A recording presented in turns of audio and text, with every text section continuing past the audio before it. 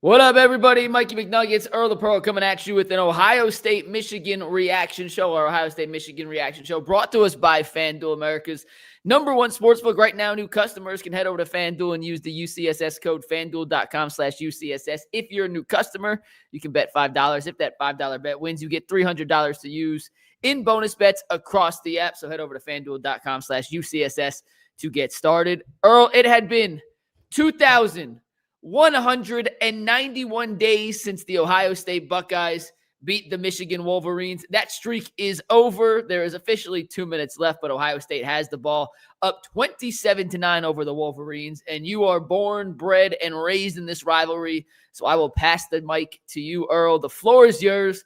How do you feel, my friend? Man, we smoking on that Wolverine pack today, baby. OH. I-O, man, it feels good to be back in the win column. We are headed back to the Big Ten championship game for the first time since 2020. Julian saying he better be front runner right now in the Heisman Trophy race, man. I thought it was a great game from the true freshman, Bo Jackson. Another 100-yard game for him in his book. Shout out to the Cleveland kid, man, who showed early on he is going to be the next great running back at Ohio State. I talked to Tom Withers this morning, man, on 92.3 The Fan, and he referred to Carnell Tate and Jeremiah Smith as Porsche and Ferrari, respectively. And for both of those young men to come away with touchdowns in a big game, Carnell Tate, I think he had 82 yards receiving. Yeah, let's talk about the damn defense, right? Yep. A defense who's been #1 in the nation in total defense all season long. They topped 1 and 2 in pass and rush defense, and to hold this Michigan offense to 9 yards. We know this Michigan offense ain't all that anyway, but this is the rivalry. This is the big game, and anything can happen. So to come out there with a game plan and just this refuse to lose mentality, I thought that was dope. Me and you both know Underwood couldn't throw the ball, but we know he is a dual threat quarterback. My man finished the game with 1 total yards rushing. So shout out to that Ohio State defense.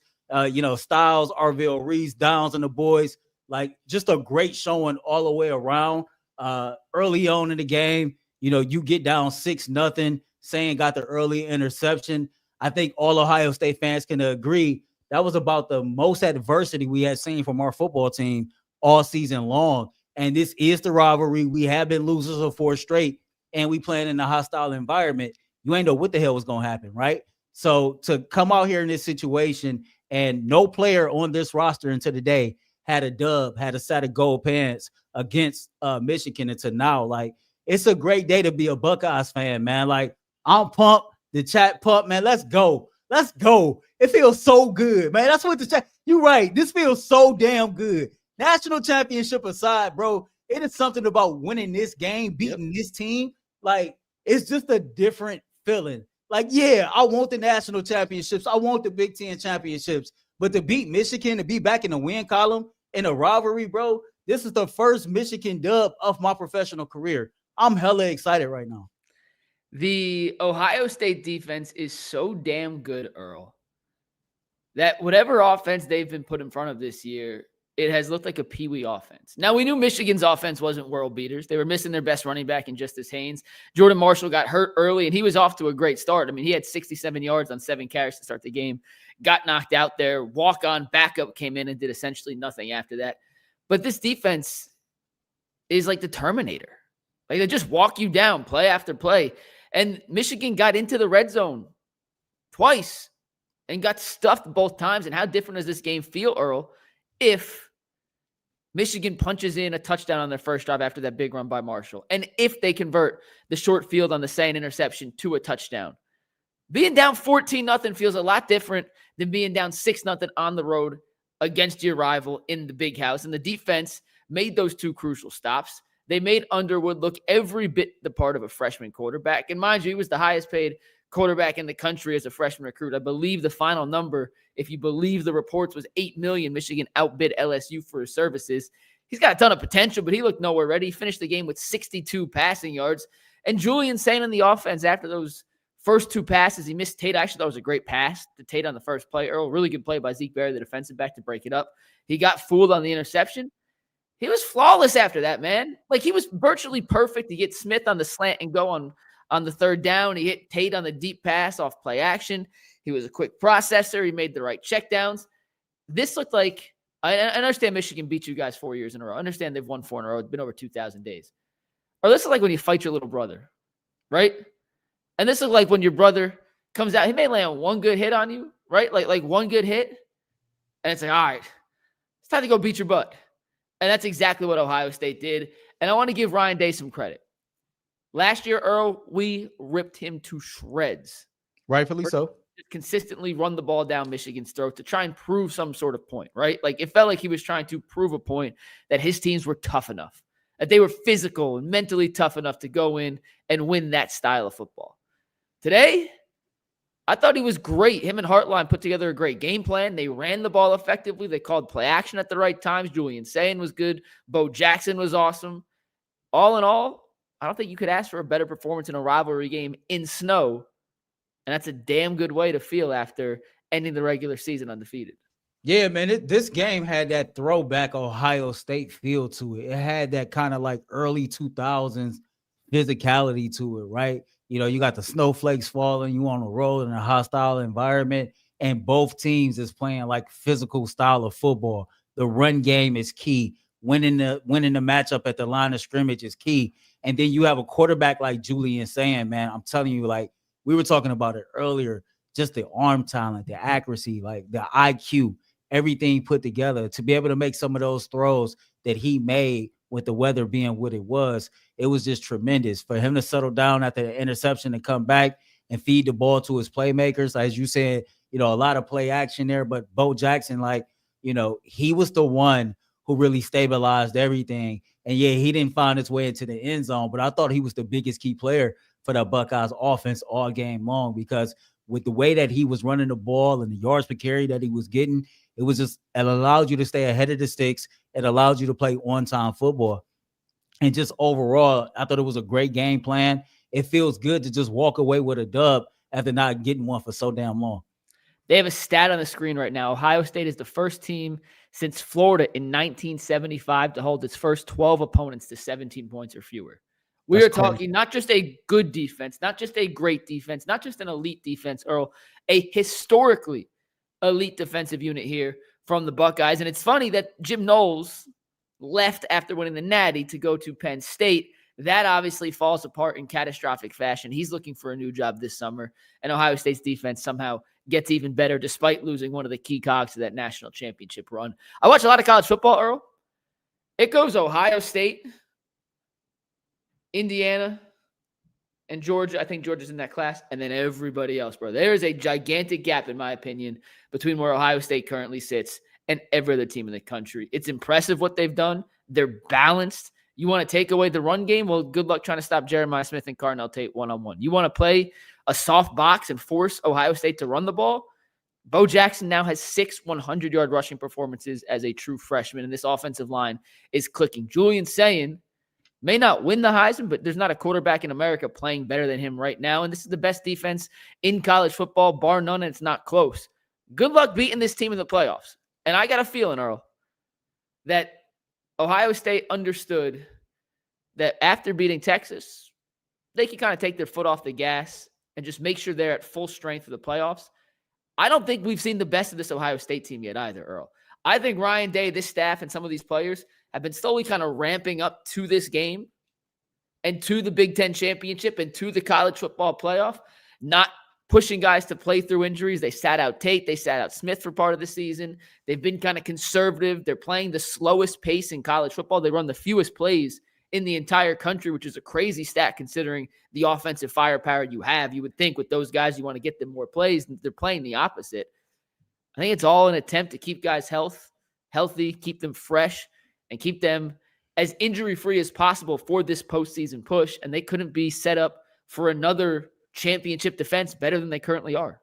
Yeah, you know, they talked about that on the broadcast a little bit too, right? Ohio State played 16 games last season en route to a national championship. And the way that this program approaches every offseason and every season is they are equipped to go play 16 games every year. The plan is to go play 16 games every year.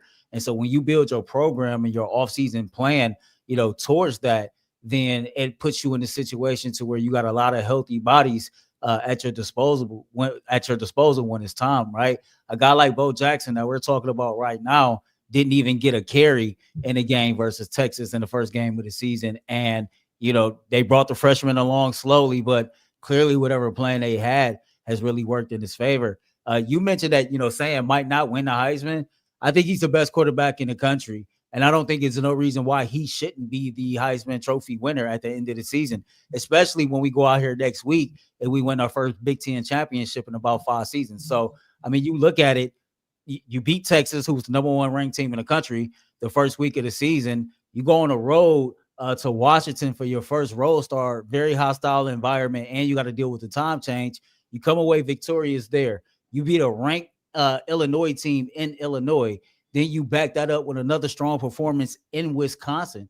This young man has done nothing but check the box and has proven that as Ryan Day has put more on his plate, he's been able to handle that. I just looked at the updated FanDuel odds for the Heisman. Earl. The winner of the Heisman is going to be the winner of the Big Ten championship. Mendoza's plus 100. Saying after this game is plus 145. That's about as close as you can get for 2 competitors who are going to go head-to-head against each other in the Big Ten championship next week. The third closest is Jeremiah Love, the Notre Dame running back, who's plus 550 on FanDuel right now. After that's Diego Pavia of Vanderbilt, 11-1. It's going to be the winner of that game. So, yeah, I said he probably won't win. I stand corrected. I saw the odds this morning. I didn't think they jumped that high after the way he played today, even though I did think he played a very, very, very, very, very good football game.